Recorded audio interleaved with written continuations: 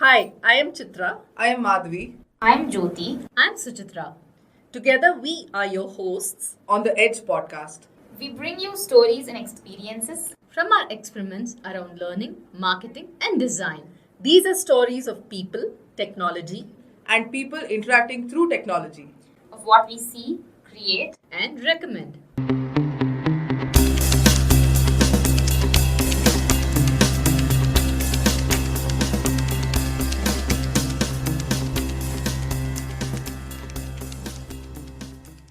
Whenever I learn, I want to know how to before learning the what. I like to get my hands into actually doing or using a new tool or technology rather than sitting through a class or learning something online where someone first teaches me the concepts and then gets to the actual product and shows me what it can do and how it can make my life easier. That's just my way of learning. In this conversation with Joseph Chinnaya, Director for Learning Tools and Technology at NetApp, he sure empathizes with this style. He talks about his journey to becoming a learning professional, what that means, how he became acquainted with learning design, and how he learned very early on in life that empathy is key to pretty much anything you're trying to do for someone else, more so in the space of learning. This conversation around learning, especially for working professionals, covers various principles, challenges, and what it takes to be a learning professional.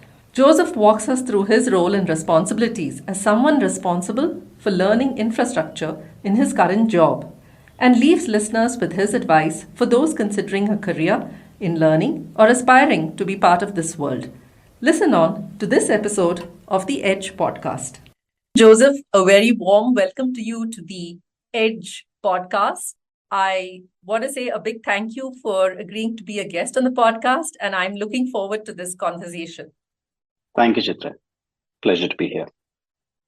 So, Joseph, how did you come into the world of learning and especially adult education?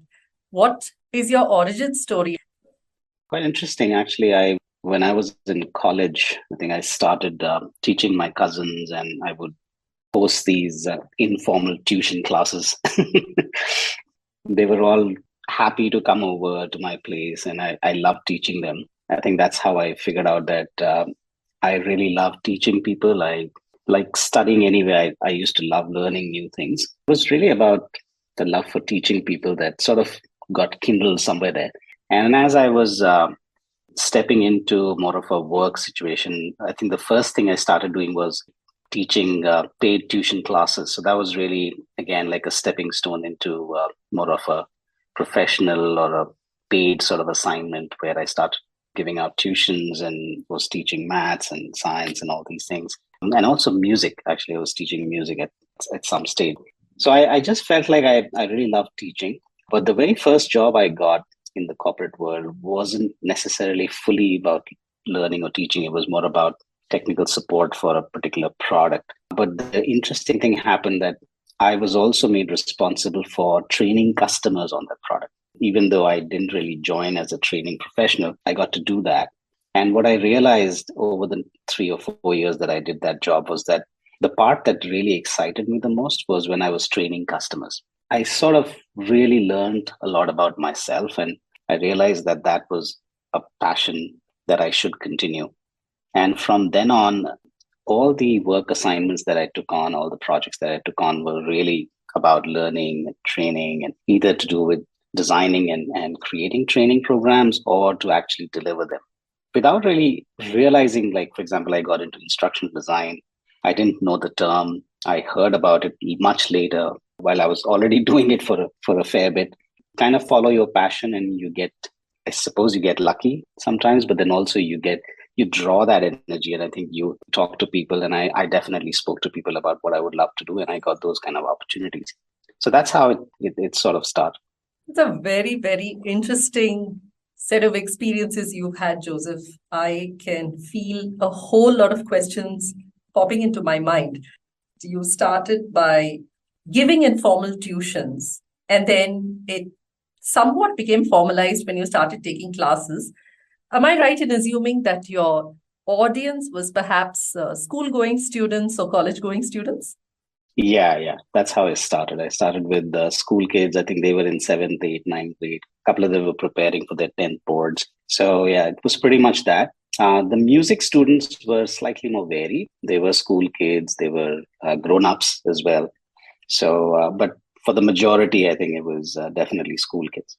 In your first job, when you said you were training customers, adults, Yeah. what are some of the significant differences that you found in styles, design, or just overall in the manner of teaching between teaching students and teaching working professionals? Well, that was a huge difference. I think with school students or people who came specifically for certain subjects, they had a certain almost like a mental mandate. They had to do that. They wanted to learn something. It was also very focused with respect to their textbooks and things like that. It depends. Like I mean, there's some of them were very motivated. Some of them had to work with them a little bit. But in all, they had that energy, and they were all because they were learning mostly full time they had that tuning that was geared towards learning things. But with these adults that I started teaching in my customer domain, it was very different because some of them were either early in their career, so they may be mid 20s, late 20s.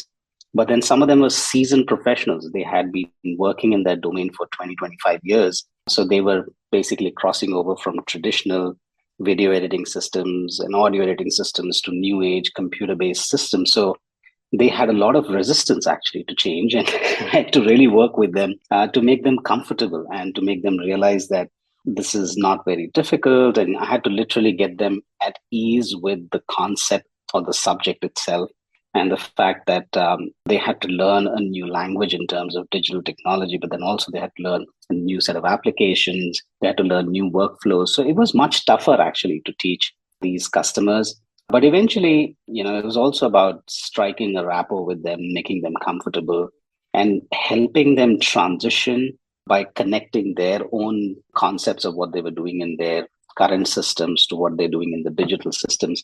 I think for the most part, I helped them transition. Not everybody went through the same journey. Some were tougher.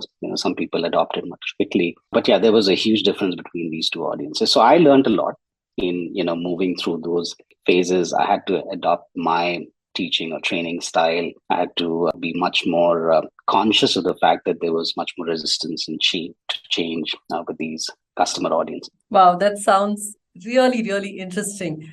Could you share some stories from those days about overcoming that resistance or helping learners, adult learners, overcome that resistance? Any others that you feel stand out to you?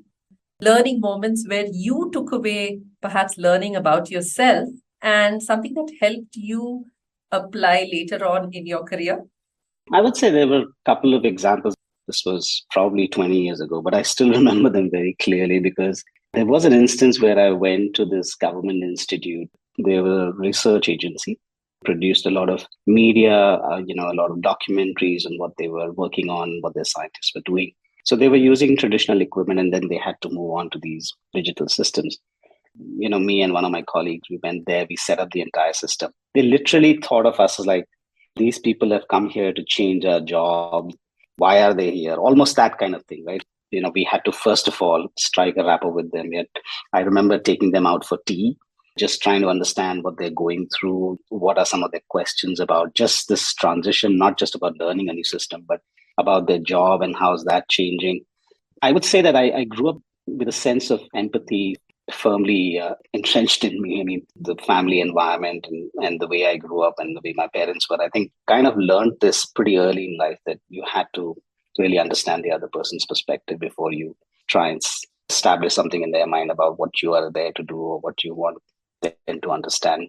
But in that situation, it was almost like we had to create that level playing field. We had to help them understand the context and then almost teach them in a formal classroom environment. So I remember setting up a 3-day training session where there were 8, 10 of them. They were literally sitting like a classroom set up, and we were demoing each and everything to them, and we were asking questions and helping clarify their doubts and then getting them to practice a little bit. But it was almost like teaching pretty much a college class. And part of the reason was that they expressed that they were going to be much better off getting formal instructions, getting all the examples from us, learning by watching us do things, and then eventually doing it themselves by using the user manuals and tutorials and things like that. So it was a very different setup where we had to literally do like a formal class. Now, contrast that with a different situation where I was teaching very experienced studio editor in Delhi. He obviously had a very different perspective. He wanted to learn this new system. He had worked on something similar in the past, but he wasn't really aware of this particular system that we were installing. So what he told us, and he and a couple of his team members, what they told us is that they would actually edit something without actually having been taught how to do it. But they would take the user manual, they'll edit it themselves. They wanted me to sit with them and just observe them and nudge them and coach them as they were doing. So that was like a very different approach where this person aggressively took the learning task in their own hand and he wanted to learn by doing. And he said, it doesn't matter if I make a mistake, but you are there to help me, correct me, and push me to use the right technique or whatever it is. But I'm going to do this. I'm not going to be a passive learner. So I wouldn't have designed it that way, their learning experience, but kind of surprised me a little bit also, but in a positive way. I was like, okay, this is great. Let's see how that goes. We had sufficient time, if things didn't work out, we could always go back to plan A. But it really worked well. And at the end of it, they created this small program. I was pleasantly surprised how well they learned, even though we had to coach them a little bit as they went along and point them to specific things. But they learned so well that by the end of it, they had created something that was even usable. Like, they could have literally used that short edit of a program for actually broadcasting it. It was a very different experience. And obviously that audience, group of 3 people, learned in an absolutely accelerated way as compared to the other folks who we had to go back and train them again. First audience that I talked about. So very different expectations, very different audiences. And so one thing that I learned through those kind of experiences was how you have to be as a trainer or as a content or a class designer or an instructional designer. You have to be so aware of what's needed in which situation. How do you adopt to that? How do you create a different role for yourself and still make the audience successful? Wow, those stories are very interesting and takes me back to some adult learning principles where, especially in the learn by doing, right? I'm sure those people really felt that unless they did it that way, they probably didn't see themselves sitting in a classroom and learning. They just wanted to get the job done, at the same time learn. Somewhere instinctively in their minds, they must have felt that this is a better way. Maybe in the government institute, they just wanted it to be a classroom style. I mean, either ways, I see it as, empowering the learner to choose their mode of learning and you being the facilitator there to make that happen. Absolutely. It's about their choice, and also it's about what they're probably used to. Like this institute, the first audience I talked about, they were, I think, a little more used to somebody sitting them down and training them on a system. And that's how they're used to transitioning. Versus this other audience who are like, okay, we're going to get our hands dirty. We're going to try this new system, learn by doing and by making mistakes. So very different approaches, both of them right in their own perspective. There's multiple ways of doing the same thing. But again, it's about recognizing the choice and instructing accordingly. That's a great way of summarizing. This segues nicely into the next question I have around instructional design. What have been some of your guiding principles when trying to construct or design courses for different kinds of audiences? I'm sure there must be some common fundamental principles, perhaps that have come from your own experience, or others that would be helpful to people who want to even consider a career in instructional design. What were some of those be? Personally, it's been an interesting blend of learning by doing and discovering how these things work. And then later on, I also was fortunate to get some proper instruction. When I was working at GE Capital International Services, we had a great leadership team that wanted to instill a sense of consistency in how we did instructional design.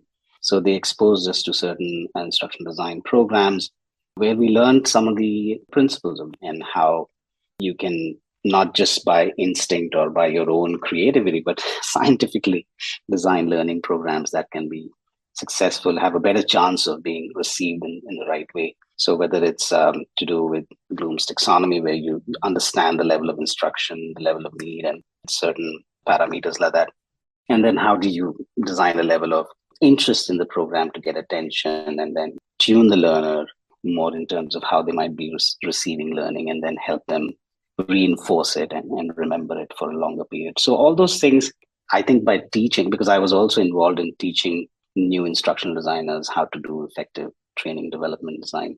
I think I learned by teaching others more than anything, as much as I learned with my own projects and some of the assignments I got. Because when you have to teach somebody, you have to be absolutely clear about things. It actually made me much better instructional design. So I would credit my mentors and leaders who gave me those kind of opportunities, because they kind of helped me learn even better. So I think that helps. I think there's some very good books available. There are so many forums, like in our time it was ASTD. Now it's of course ATD, the American Institute of Technology and Training and Development. So all those kind of forums are great for online study if you want to learn from the community of instructional designers and trainers how best to design these programs, how well you can deliver them. There's always, something you can learn. I've always felt like I can always learn more. So even though it's been 20, 25 years in the domain, I continue to study, look at the latest texts, look at people who've done some recent projects, who got some new techniques of how to use modern infrastructure and modern techniques to deliver better learning. You can always do that. Like recently, I think last year I came across a book by Donald Clark. It's fantastic how it talks about using AI for learning. And I think there's some really good use cases. Now that I'm managing learning infrastructure at NetApp, it's definitely helped me think about new ways of using technology and use cases to help push learning. So it's like how you start off. You could be starting off in very many different ways. You could be an accidental instructional designer or somebody who just gets pushed into a project. But it's about really clarifying that mission and the passion to say, okay, if I want to create better programs, if I want to deliver better trainings, what do I really need to learn? And then you follow that path. And with some help from your community, your friends, your peers, and some formal text that's available online, you can really have a pretty good career. Nicely said, Joseph. You've mentioned this several times already, saying that you have learned so much by being a teacher. The thought that actually came to my mind was you were actually learning by doing. Yes, I think that's kind of a common common thread that goes along most things. You've had an extensive career in learning. What have you seen as some of the major shifts in learning?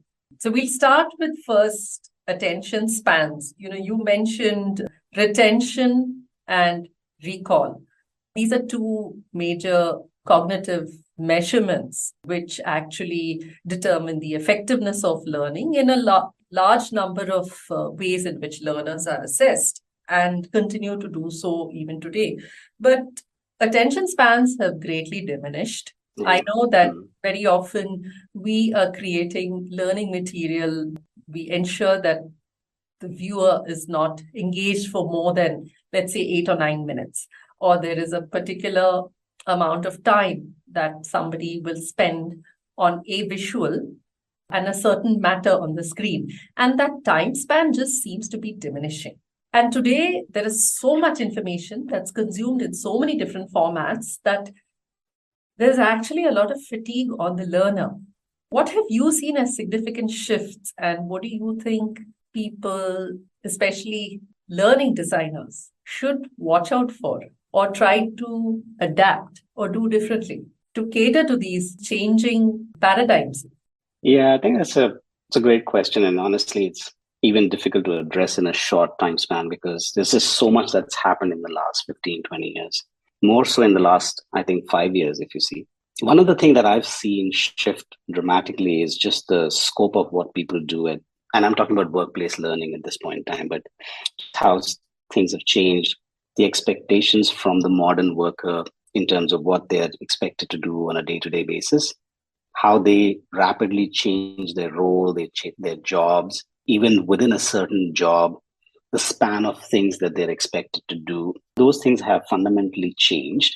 And the use of technology in pretty much every step of one's day to day work has added an element of complexity, maybe simplification in some sense, and maybe a way of doing things easily, but it does add to that cognitive load.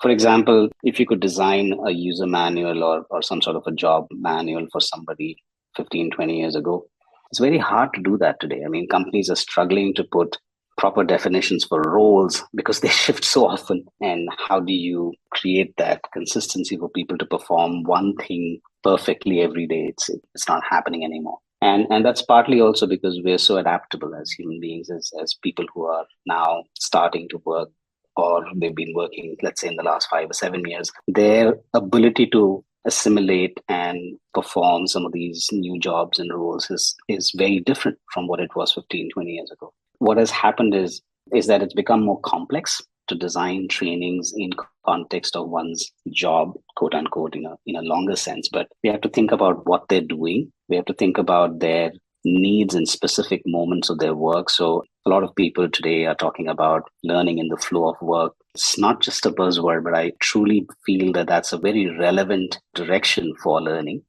because with so much material, so much content, so much training options and everything, and coaches and mentors and everybody available, it can become overbearing for people to decide when to learn what and how much is really going to be useful for them. So having learning, both in terms of content or expertise or mentors or coaches available in the moment of need, is becoming far more critical now. And that also helps people kind of maximize what they're learning. Right? We are in a hyper efficient sort of world where nobody wants to waste time. Nobody wants to do something that's not going to be useful. So I think we have to be very mindful about that. And then we have to differentiate skills that are more motor skills, things that actually require practice, from things that you can learn in a small moment and immediately apply. I think oftentimes practitioners in the learning field, they could make a mistake of putting the wrong methodology on the wrong type of skill. So whether it's a long-term skill development versus an immediate skill or piece of knowledge that you can utilize, you need to put the right strategies and the right tools to really teach those. And that's a challenge. Just the sheer variety of teaching techniques, tools, and methodologies are so expansive today. So as a learning professional, I feel the job is more complex today.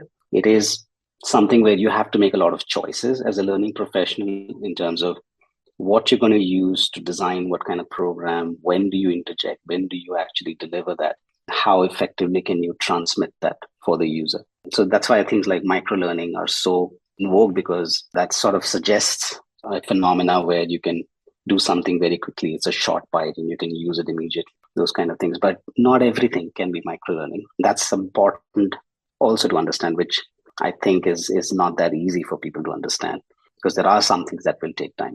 That's where I feel the complexity is. And I think the good news is for the learning industry that there are good solutions, there are good reference guidance available on when to apply what kind of methodology and tool to deliver the right kind of learning. It's a matter of really making sure that you're conscious of that, you're learning consistently as a learning professional, and helping your audiences be absolutely productive and at the same time have the right learning available to them at the right time. Yeah, I think complexity defines it.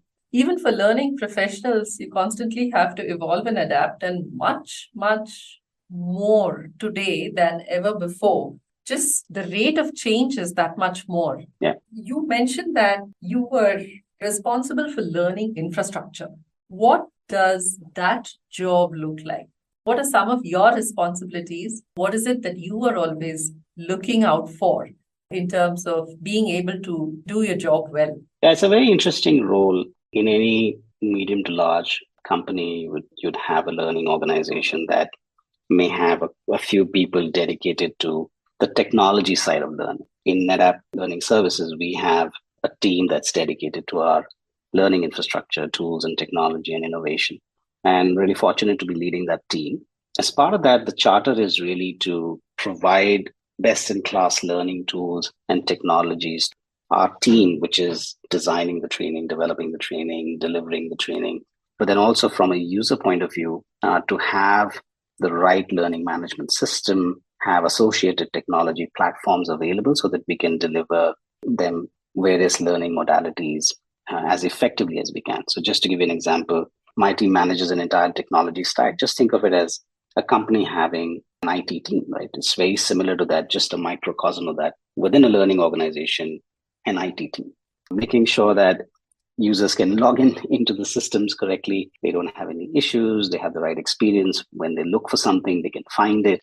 And when they consume it, they get credit for that and they get acknowledgement. If they like it, they can share it. So allowing all those functionalities through a system and making sure that we can really distinguish between customer audiences, partner audiences, employee audiences, so that each one gets their own sort of landing space and contextual learning. So that's what my team does. We are always looking outside in the industry to see what new tools and technologies are coming through. I'm a big fan of industry communities where we can learn about new tools and technologies, a lot of conferences that we virtually participate. I follow the Josh Bersin webcasts and all the write-ups quite closely just to make sure that we're getting a good hang of what's happening in the industry. So yeah, this role is essentially keeping the innovation lights on and making sure that no user is having any issues. So it's a very interesting and different kind of role, which is sometimes can be thought of as a back office role, but in reality, it's touching every element of the learning business. So enabling the learning team itself, the consumers, and all the stakeholders. I mean, that certainly came to my mind.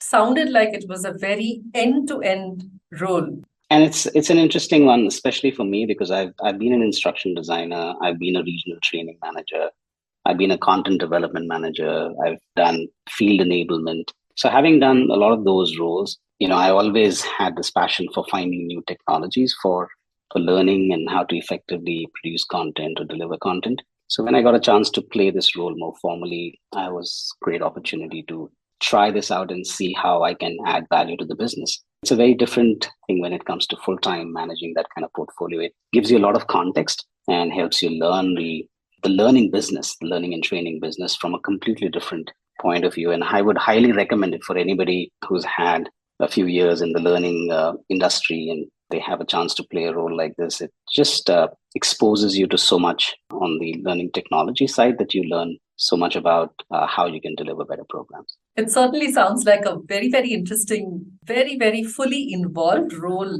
Joseph. You said there are so many modes of delivering learning. And I was just thinking, today, everybody is, especially digital natives, want to be able to access learning from anywhere and from any device. And then I was going back to what you said previously in terms of complexity to design and train and create content and deliver learning programs that will actually serve the needs of the user. How has that been in your experience? What has worked and perhaps what hasn't worked? You have to really move with your target audience. And like you said, with the newer generation of folks in the workplace, we have a lot of people who come straight out of colleges. So obviously their learning preferences could be very different from, say, somebody who's been in the company for 20 years, right? And as a learning organization, you have to serve all of them in respect to their preferences, but also making sure that they're effective and they can really achieve their goals from learning. We have implemented certain methodologies. Like, for example, we have a learning experience platform within our LMS that actually gives users a very Netflix kind of experience. So you can pick your interests. Like, for example, I want to learn about change management, or I want to learn about Kubernetes, or I want to learn about, say, leadership, or I want to learn about time management. I pick those interests.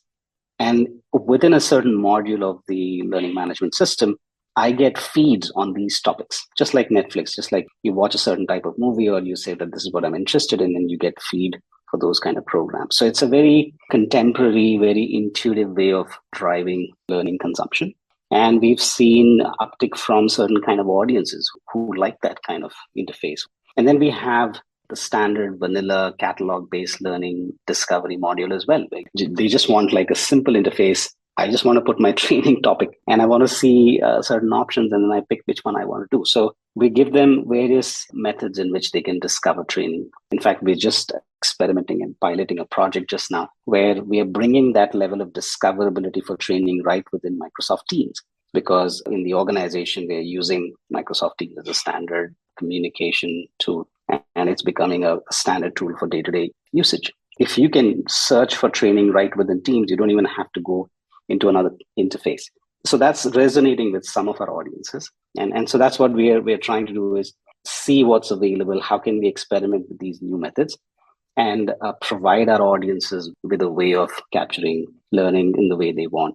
Similarly, for example, mobile learning is so pervasive now. Everybody wants to be able to take training when they have a little moment on their mobile. So for our sales audiences, we use something called Mind Tickle. So that helps them get a lot of their sales content on their mobile. So when they're on the move, waiting at the airport, they can quickly watch some modules there and take some quizzes and recommend certain modules. So all these various methodologies and tools are helping us meet different kind of customer use cases. I remember exploring Mindtickle as well. And yes, it seems like a fantastic solution for somebody on the go, probably who just needs a ready reckoner at any point in time and anywhere they are. Based on what you said, how does artificial intelligence play a role in adapting learning and learning methodologies for delivering better learning experiences? It's interesting that AI is both coming built into certain tools out of the box. So, for example, the learning experience platform, like I talked about, it basically has algorithms for, just like Netflix, it has algorithms to study consumption patterns, to provide learning modules that are tailored to a specific user's interest or their consumption pattern. Those are great things because we don't really have to sit and do any tooling for that. We can let the system learn from the user consumption. It's a self-driven exercise that helps improve the systems and provides more contextual, more personalized learning. There are areas where you can run specific projects, which could be custom kind of projects for AI. And we haven't really delved into that. I mean, at least not in our organization. I have some ideas I've discussed with my team, but there are people who are doing some phenomenal work in this area. I mean, there's this example that, and I'm going to borrow this from Donald from his book that I was recently reading on AI for learning, where they basically found a way of generating an assessment from a piece of content automatically through AI. They really found that people are learning through Wikipedia a lot. And it would be fun to have a way of basically designing questions and creating an inquiry-based learning model out of Wikipedia. So people can actually look at certain questions, answer them, or that leads them to certain content. And they were able to design this entire, AI-driven module that creates assessments of questions out of a piece of content. So now it's productized, and you can literally drop a document like a user manual or some sort of a document into that tool, and it'll give you a very well instructionally sound assessment out of it. Imagine having to do that work as an instructional design team. It would take you a few days or a few weeks to actually do something like that. So that's a fantastic use of technology to create a deliverable that typically take you much longer. And then you can put your team to work to use that in a context where it is really useful for the audiences to kind of do more things out of it. So I think the use of AI in certain areas, especially with learning experience management, I think I'm really excited about that. And it's giving us some really good results already. It sounds like a completely fascinating tool. Some time back, a colleague of mine was exploring H5P, and that itself became so easy to integrate with things like WordPress that when you were writing blogs, you could actually make them a little more interesting and exciting by inserting questions inline within the blog itself. But this is really, really fascinating. And I'm sure it'll invoke a lot of creativity and innovation, even amidst learning designers. You can probably build off of something like this and create very different kind of assessments. In fact, I'm thinking one of the things that especially comes as a request very often when we're asked to design learning for working professionals is how can we provoke critical thinking? One is, of course, learning the concept where you have answers that are more in black and white, whereas critical thinking are more in line with situations that working professionals have to deal with every day. you have a set of choices. How do you weigh which is the best one to go forward with? How do you associate or assess risk with something? How do you invite critique and comment on a certain problem that you're working on, and so on? Something like this has immense possibilities. Exactly. And these are just like a couple of examples, but there's just so much happening. Any contemporary modern tool on the learning side, if you pick up, there's already a lot of ingestion of AI into it. And all of it is really got a single mission, which is to really make the life of the learner easy, give them the most relevant content, help them be more productive and knowledgeable. It's really great the way things are moving in that direction. During the 2 years of the pandemic, that accelerated learning in many different directions, more so towards online and digital learning. But what we're also noticing, and this was there even before the pandemic, was that when the rates of completion of self-paced learning programs, especially the ones offered by MOOCs, have been really, really abysmally low. There are a lot of people who are trying different things, like a combination of micro learning and intervention based learning, or small bite sized self paced learning modules coupled with something else. What has been your experience post pandemic? Where do you see things headed for learning to become more effective, especially for working professionals? The completion rates have always been a challenge, especially for voluntary, self driven kind of programs. It sort of depends. If you look at MOOCs, I've been a heavy user of Coursera, for example, or edX, LinkedIn Learning. And I feel sometimes I may not have completed some courses because I was looking for something specific. And when I completed certain modules, I actually got that. And if I really like a course, I would anyway complete it, maybe start to finish. So it's like sometimes how we read books. Maybe some people read a book from start to finish. Some people read a few chapters and they get out of it what they want, and they might just use it as a ready reckoner for some later time. So I think we do have a challenge, and like we already discussed, this shortage of time. People want to be more productive. They want to get what they want, and it is definitely inquiry based. So if I'm looking for something very pointed, I might go for that. That's been a challenge. On the corporate side, when we have compliance trainings, obviously we have completion rates are absolutely high. There are some programs where we've noticed, because of the way they're designed, because of the way they engage learners, we do have high rate of completion for those. But for the most part, I would say that's where chunking and breaking training materials into more relevant pieces is going to be the future. It's very difficult for people to consume voluminous, large courses. And a lot of MOOCs do have that challenge. They're designed for that 4-week, 6-week consumption time frame. Sometimes people lose interest during that time frame. For corporate learning, a lot of times, if they're not very relevant, if the modules don't give them exactly what they're looking for, we will see low rate of consumption. But when you look at smaller segments, micro modules, when you look at small chunks of content, you can see that people will typically do those 10-minute sessions. They're more likely to complete those smaller segments, and then you can help them connect the dots. So if you give them more of that same type, there's more likelihood of them completing those segments. I think it's definitely, that's where the micro-learning strategy is strong, and it is definitely going to be relevant as we go along.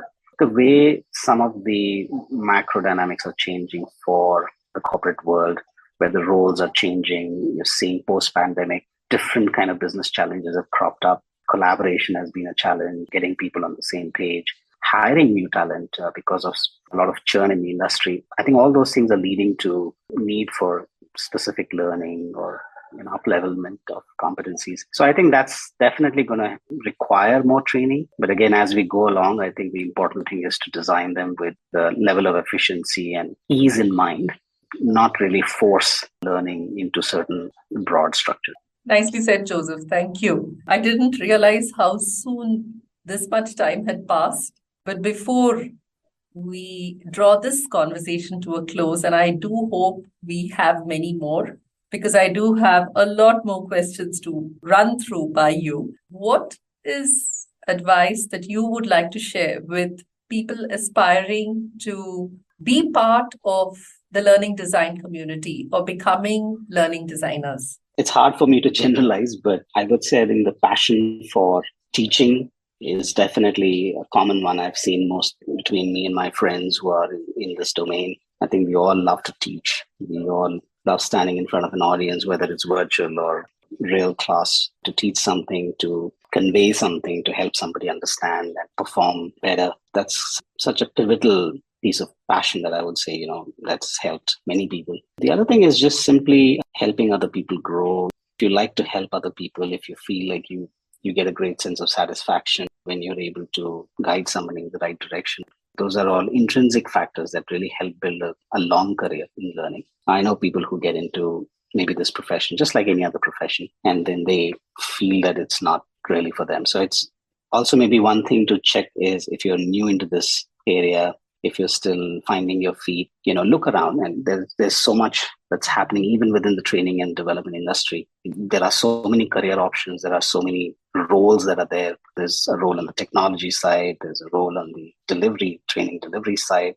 There's content development. There's editorial. There's people who are doing fantastic graphics and animation for learning. So there's just so many different roles within the learning industry that play a pivotal part in building great learning content and delivering that content. Again, from a career standpoint, there are just many, many opportunities. My advice would be to stay open and try different things.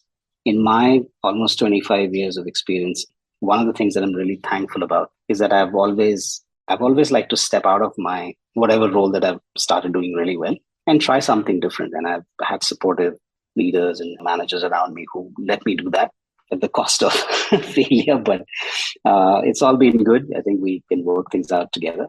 The thing is to really try different things. So I've been a trainer, I've been training manager, I've technology sort of role in the learning domain. I've done field enablement, done sales enablement, I've done coaching, and all these things add up and they give you a very different experience, and you feel very rich in terms of the kind of experience and the kind of relationships you build. So to me, that's kind of the North Star. If you like to try different things, if you like to help people and grow people and give them something to really do their job better, I think this is a fantastic domain to be in. Thank you, Joseph. That was beautifully put. I think definitely listeners who may haven't even considered career options in a field like this would want to explore it. Thank you very much. It's been fantastic talking to you. It's been such a pleasure having this conversation. Thank you so much for the opportunity. Always good to share in this kind of forum. And again, thanks to you, Chitra.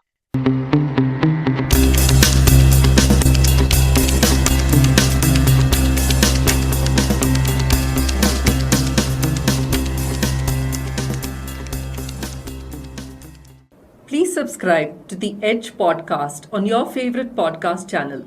We are on Google, iTunes, Spotify, Stitcher, and more. If you liked this episode, please share it with your friends. If you have stories to share and want to be featured on our podcast, write to us at podcasts@adepticlabs.com.